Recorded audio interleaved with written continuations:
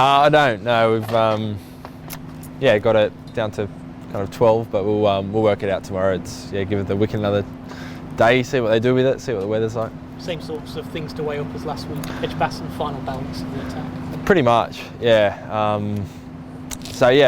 I thought everyone that played last week did a great job. You've got Starkey there, obviously, he didn't play last week, who come into the conversation as well. So we'll work it out probably by the end of tomorrow.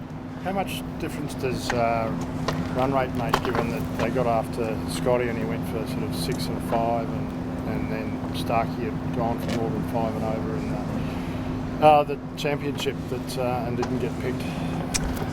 I'm probably not as worried about how many runs per over. You feel like you're going to take a wicket. If you feel like you're going to average around about similar to what you normally do, it's all just going to happen a little bit faster. So I think you look at conditions. Who do you think is going to create the most opportunities? And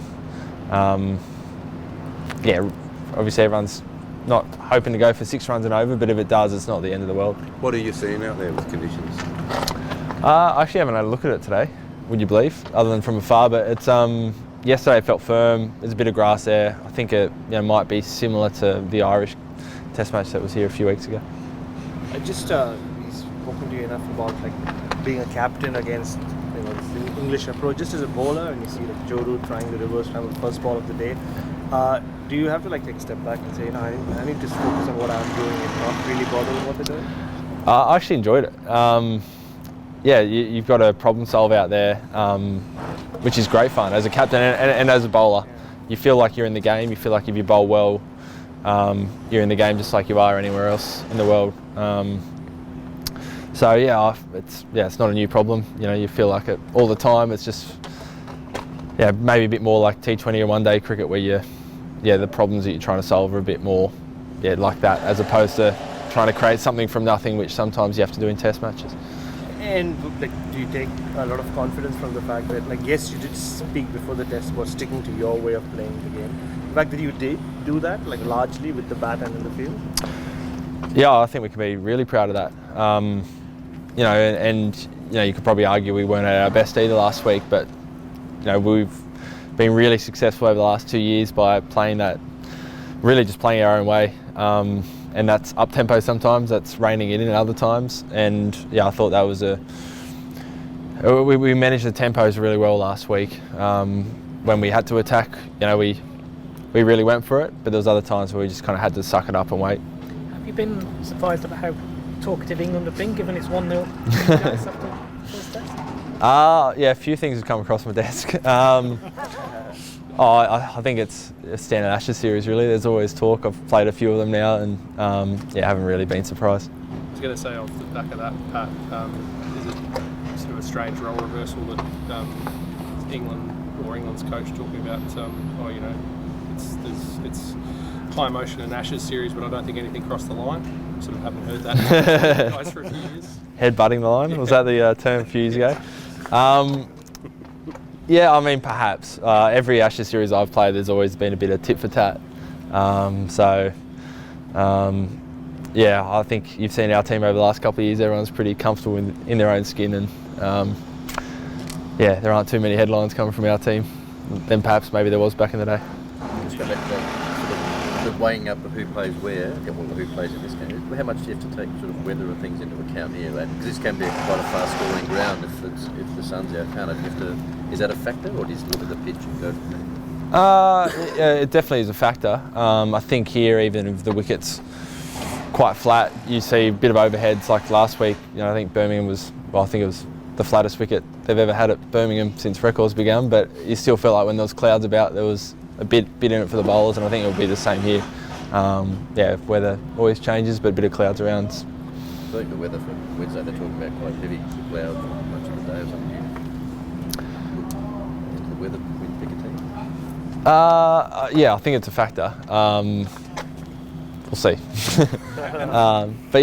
Things like the toss, you definitely take into account the weather on that day, I think. The fact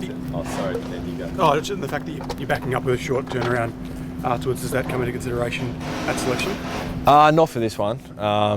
Obviously, see how we go for this one for Leeds, but everyone's fully fit. We've had 6 or 7 days off. didn't have a huge workload that first one. Busy day today. Obviously, the morning tea, the High Commission this morning. This afternoon as an F1 driver watching training. How have you found the last week and the reaction to that incredible test victory? Oh, it's been awesome. My phone went crazy there for a couple of days. Just, these Ashes series, it's like World Cup finals. You realise how many people love cricket and how much it means to them. And hearing everyone's stories of where they were when they found out, what happened, or watching at all hours of the day is pretty cool. We've had a great week. All the guys in the squad kind of reliving a few of the moments. What did you think of the old guard, old Test heroes coming to the defence of Australian cricket after Ollie Robinson stuff? Did you enjoy all that? Really got no opinion at all on that. I mean, they, I think they're all pretty passionate ex-cricketers that have spent a lot of time playing England out in the field, and I think we've all got that competitive streak, even when we're not out there. So, it's always better having people in your corner than not. So, Pat, did you, when we spoke to Marn yesterday, he was talking about how he thought that the way England played opened up opportunities, and you blokes were able to sort of, in the end, take those opportunities and win a game that probably at times looked like we're getting away from it. How did you feel about the baseball approach, being able to give you those opportunities? I think you've largely got to, still be in the positions to take them, but I think there's going to be moments where I think these Test matches just ebb and flow more than perhaps a traditional match, and you just got to make sure that your tempo matches. A couple of times those opportunities arose, we said overheads, or maybe got a couple of breakthroughs, and you feel like you've got to pounce. It just feels like it kind of switches between both teams a lot more than perhaps in the past. Nathan Lyon, I think he's bringing up some sort of significant achievement this Test match. You obviously played with him a hell of a long time ago in your first Test match. Yeah. What about his career and the way he's evolved? It is something else, isn't it? And you must be feel privileged to be the captain that's got him at his peak, really. In fact, a lot of these folks are at their peak. Yeah. Oh, it's a huge privilege. Captaining him, it's so easy. You just chuck him down one end and he basically just bowls all day. Amazing 100 Test matches straight. I think the impressive thing's always the longevity of just always being selected, getting your body right the whole time, in all conditions. Being one of the 4 bowlers that gets picked is just hugely impressive. But if you look back, the start of his career, no real off spinner had a long career. No one thought you had to be a wrist spinner or a left arm spinner to make an impact. So just the way he's just a man for all conditions, keeps getting better, so reliable. Look forward to his next 100. In terms of that, and I suppose getting that improvement in performance in someone like Nathan, who's already played for a long time, do you feel like, say, now compared to 2019 here, he and some of the other guys maybe not hang on quite as tight as they used to, because you have sort of tried to moderate the environment? You guys were pretty good in control of your emotions in that partnership the other day. You'd probably have to ask Nath for how he feels. I think we've all matured a bit. We're all 4 years older than we were in 2019. You saw at Australia House today, there's a lot of families and kids running around. That always helps with perspective. And just for me, it just feels like everyone in the team's comfortable in their own skin, and we're all trying desperately hard to win. But if we don't, it's not the end of the world. And just in terms of England, you've got your approach, or your team's approach seems pretty pragmatic. You're very scenario-based, conditions-based, trying to be adaptable to how the game kind of changes around you. Do you see that as a contrast with, I suppose, a team that is playing, I guess, a brand kind of irrespective of those things in a few ways? Again, you might have to ask them, but to be a really good Test team, you have to win all around the world. You can't just win at home. And I think that's been one of the most pleasing things for our team, is being able to adapt to flat wickets in Pakistan, spinning wickets in India and Sri Lanka, and hopefully swinging seaming conditions over here. So, being adaptable is a word we throw around a lot and we talk about, and problem solving, and you hope that whatever gets thrown at you, you kind of can work your way through. Have you won your number 8 position back? No. Depends who plays. I was batting number 9 in the second innings, so Scotty Bowler might be batting at 3, 4 or 5 wherever he batted. Yeah. And just like have you gone back and watched your celebration? That's probably the most animated ever been on a cricket with throwing your helmet away. Like, what do you make of it? Oh yeah, I saw a replay. Moment got caught up in the moment, didn't I? I was pretty excited. England in Broad hands and have a couple of pretty great bowlers towards the back end of their careers. Broad put in a big shift last week. Jimmy clearly looked a bit grumpy at the end of that game and didn't bowl at the end there. Do you see that's an area with you guys not being fussed about how long you bat in an innings compared to England who want to move the game on? Do you think that's an area you can exploit as the series goes on, keep putting the miles in these guys' legs, particularly Jimmy and Broad? Potentially, for sure. I've played a lot of test matches back to back, and you certainly feel much fresher when the first test match, you had a big gap in between both innings, or you only bowled 30 odd for the test as opposed to 40 or 50. So potentially. Our number one goal when we go out there to bat is to score runs, and if it takes long, it doesn't matter to us how long it takes. So on a joy meter of 1 to 10 and a surprise meter of 1 to 10, where do you put the first stumping in Test cricket of Joe Root when he looked like he was about to score his second consecutive century in the Test match as a captain? He was only on 40, so he was a long way away from a century. Was it joy meter? What was the other meter? Surprisometer. Surprisometer. Surprisometer. I wouldn't say I was surprised to hear the stat afterwards, but honestly, I think the whole game, there wasn't a heap of assistance for Nath, but he always looked like he was going to take a wicket. So I'm not sure I could put a number, but I'd say joy, mid-range. Can have 5. Surprise, 4. 4? Yeah. But just because of the way you were playing, you thought that there's always a chance of stumping him. Well, yeah, I just think.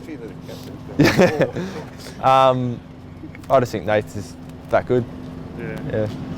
Have you noticed a difference, Pat, in how he bats now? I know there's an obvious difference in from the first round to 18 months ago, but what's it like bowling to him now compared to previous battles?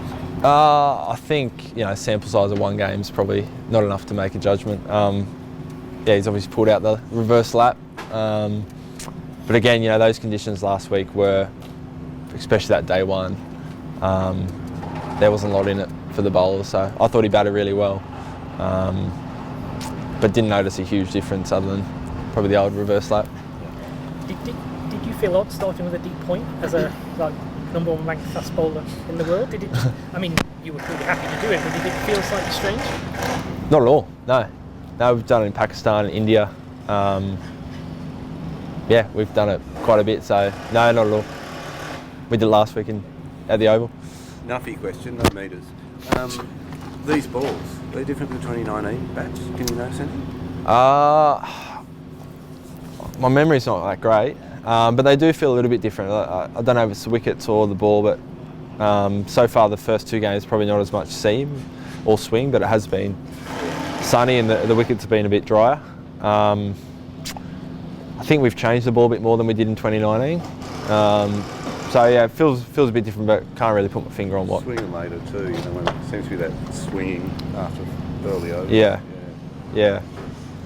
Pat, talk us through, I suppose, post, or whether it's during in your posting, you clearly did a bit more work on the batting, batting number 8 and all that kind of stuff. But just how you kind of reached that conclusion yourself and how you worked at it.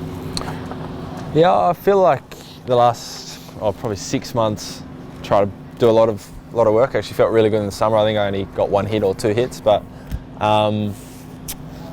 having a couple of months at home, could spend a bit more time. So Trent Woodhill, spent a lot of sessions with him, just kind of grooving it through kind of April, May. But I think over the last couple of years I've I've found switching between formats quite hard. I feel like my T20 batting's got a lot better, but probably at the detriment to Test match kind of rhythm at times. Whereas at the start of my career in Test cricket, or say through 2017, 18, I felt okay at Test cricket, but felt like I couldn't really hit it off the square. So hopefully I'm somewhere where it's a bit more of a balance between the two. And is it just, if it's Test cricket where you've got a bit more time, it's just like reacting to the ball and the situation? I think it's just general moving. T20, your defence might not be as good. White ball doesn't really move around. You're looking to score runs, but it's at the detriment of your defence, and just the opposite. In Test cricket, if I'm working really hard on my front foot block, well, I can't really score because so just trying to find a balance and a bit, getting good balance between being still but moving. Well, good boys.